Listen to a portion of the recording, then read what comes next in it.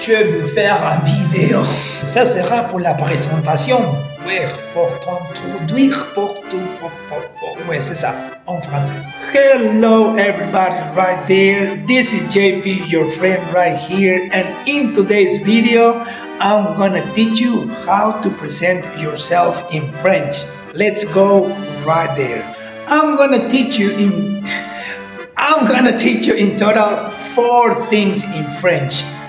The first one is your name. The second one is going to be your nationality. The third one, your age. And the fourth one, your preferences. First of all, I'm going to give you these 4 things in English.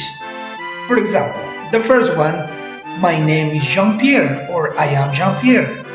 The second one, I am Peruvian, or I'm from Peru. The third one, I am 25 years old. And the fourth one, your preferences. I like reading, I like the cinema, and I like sports. In French, it goes like this. The first one, je m'appelle Jean-Pierre. The second one, je suis Péruvien. The third one, j'ai 25 ans. And the fourth one, about your preferences for sure, j'aime la lecture, j'aime le cinéma, et j'aime les sports. Now, replace it with your own information. It goes like this. Je m'appelle, and now your name.